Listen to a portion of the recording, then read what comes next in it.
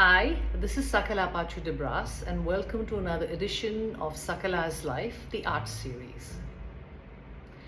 Recently, I got a couple of messages from people DMing me on YouTube and on Instagram asking me what I collect and why I collect what I collect. Okay, too many words, but in a nutshell, what do I buy and why do I buy them? So I'm going to break it down to you. Today I'm going to take you through 9 paintings and painters that I have bought, and the reason I picked them up and when I picked them up and what they are to me, what they are personally mean to me. So let's kick it off with a Navratna. My favorite in the genre of the Navratnas in India. I'm extremely fortunate to have 2 paintings of his. He's none other than Jamini Roy from Kolkata. He is considered a national treasure. His paintings are considered a national treasure. And I was very lucky to be shown 2 paintings which my very indulgent family bought for me. Little known fact is that he was in direct contact with Sunyani Devi, who was the sister of Gagendranath and Abhindranath Tagore, also 2 of the Navratnas, and also the niece of Rabindranath Tagore. She introduced Jamini Roy to the Kalighat style. So in his later time, he started painting a lot of his figurative art based on the Kalighat style of painting. He also got introduced to Christian iconography, out of which 2 of these paintings that I have are based on the Christian iconography. One is Mother and Child, which is reminiscent of Mother Mary and Jesus Christ, and the other one is the birth of Jesus Christ and the 3 apostles and the 5 apostles.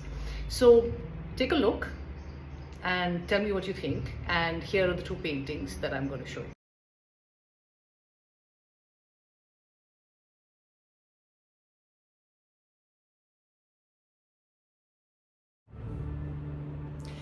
The second artist that I'm going to be speaking about is Badri Nar, who's right behind me. Badri Nar hailed from Sikandrabad with absolutely no formal education in terms of art. He actually taught art in a university in Bombay because he was so talented.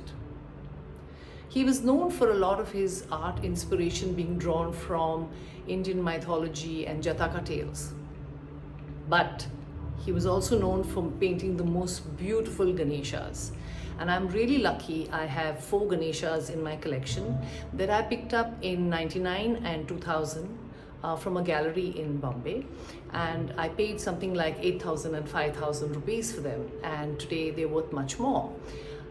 Why I tell you how much I paid and what they are worth is because you have to understand good quality art of a good artist, of a good provenance, from a good gallery, is really worth building a legacy investment for you if you want to leave something for your family. So remember that when you are looking at buying art, it is very important to create legacies.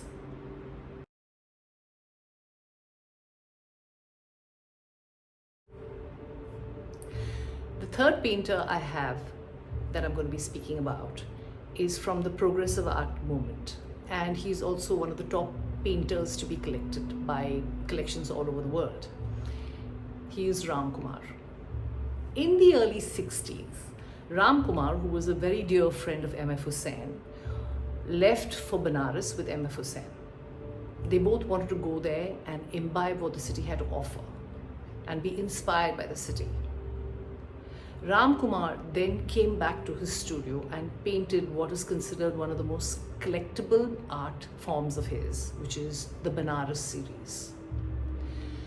The Benares series, if you look at the painting closely, shows you 3 things about the city. It shows you the yellows of the carts, the burning fire, the blacks and the browns.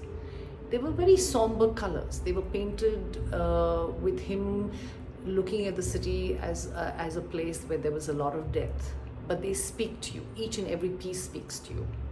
I have a sketch of his which comes out of his notebook where he was sketching away, which again shows the cards. And I also have a painting of his from the Banaras series. So this is over 60 years old, so it's an amazing piece. And if you're looking at building up a collection, he's, as my friend Vijay said, that is he's not yet reached his peak in terms of value. So maybe this is one of the paintings that you could look at, painters that you could look at. Ramkumar, he's beautiful.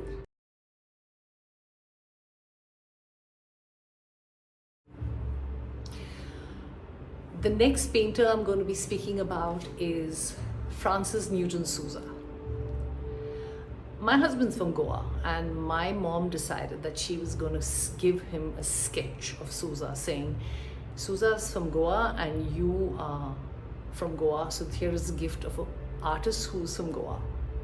He left for Paris many years later, and he worked in Paris for many years. But F.N. Souza was known to push the boundaries in terms of what he wanted. And some people call his paintings very grotesque, but I think that they are, if you look at it from the artistic point of view, he didn't believe that perfection existed. He believed that people were flawed, and that kind of showed in his paintings. And that's my interpretation of it. I mean, lots of people may disagree with it, but his paintings were not about the perfect person. He was quite fed up of the perfect paintings of the Renaissance and what was earlier existing in India, and he wanted to have another interpretation of what the art form was. So yes, his paintings are bring you, they're very provocative, they make you, they're a little tongue-in-cheek, a lot of people get a bit scandalized by it, and at that point of time he probably scandalized a lot of people.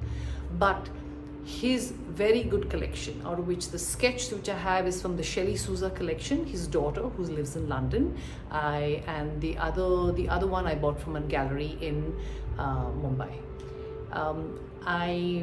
I really would love to show you these paintings in real, because photographs don't do them justice. So just please bear with me when I put the pictures up, because in actuality both of them are quite stunning, and I really would like to share this with you.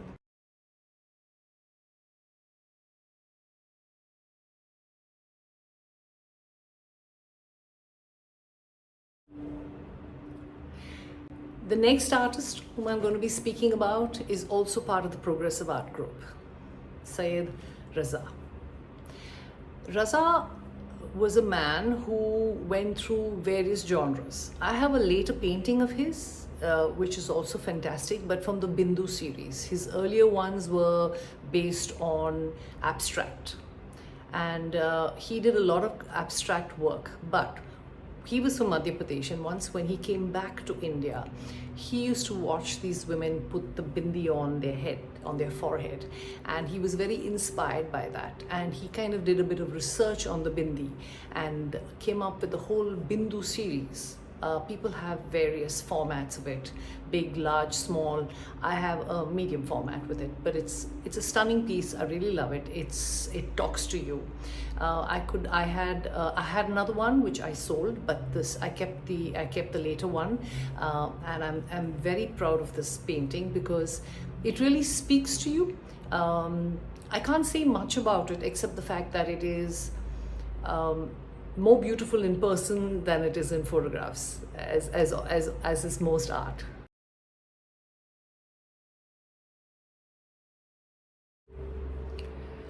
In the early 90s, I remember visiting a grand aunt of mine, and she had this most stunning painting of a Telangana woman and a Telangana man, and it's still in the family, and it is absolutely mesmerizing. So it was a large painting. It was nearly 2 feet tall, and I remember looking at it and was completely gobsmacked on the quality of the painting and the colors. Yes, I'm talking of none other than Thota Vaikuntham, who also hails from the Telangana area. And a lot of people dismiss him as a person who is very colorful, and He's a pretty piece. The pieces are pretty, but he's also very collectible, and he is very respected and he's very loved. Here is a person who predominantly painted his own people. He didn't move from that. He was inspired by the women, their big bindis, their colorful clothing, their cotton, their mismatched blouses, which is so much in fashion right now, and he painted them in his own way. I have 2 pieces in my collection, bought by my mother in 2003 and gifted to me in a gallery from Bangalore, and it was the man and a woman, and the man is a Brahmin, and the woman is a working class woman with a big bindi. But it is just stunning because they're so colorful and vibrant. Here is the picture of the woman, and I'm very happy that the money that we paid at that point of time, it has gone up significantly. But then any good quality painting from a good quality painter, and I repeat this again, is going to go up in quality. So you have to just be patient.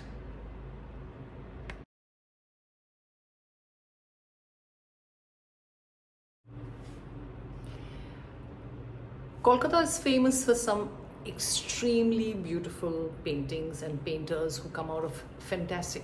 So there's one such gentleman who is famous for making the crosshatch probably one of the most collectible styles in India. The first time I saw his painting in a gallery in Mumbai, I was with my mother, and my mother did not like his art, so we did not pick it up. But after a point of time, he grows on you.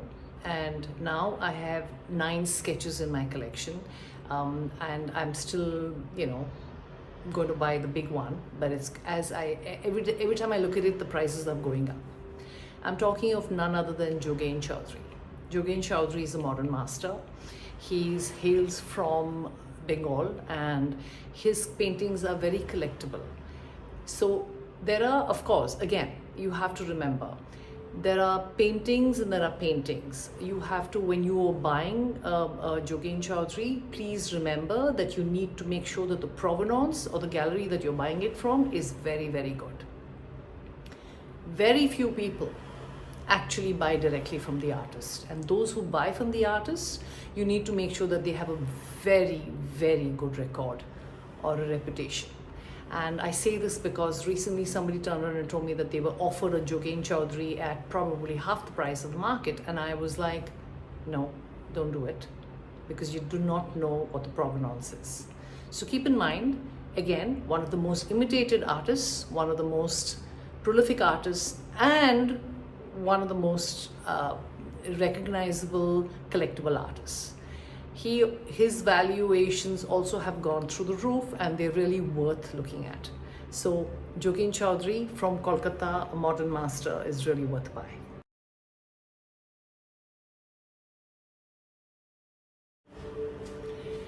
The last artist, I won't lie, I don't have a painting of his, I have a sketch.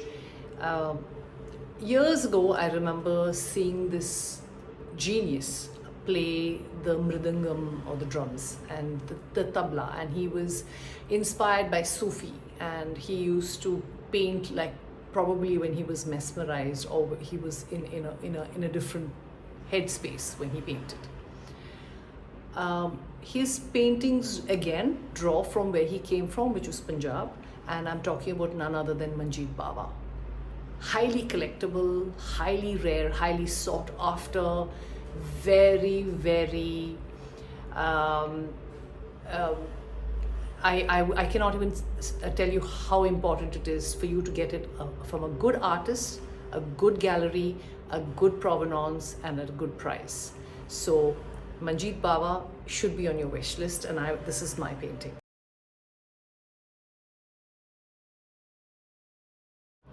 So that's all for today. If you could just give me feedback on what you thought of this video, and I would like to post some more later.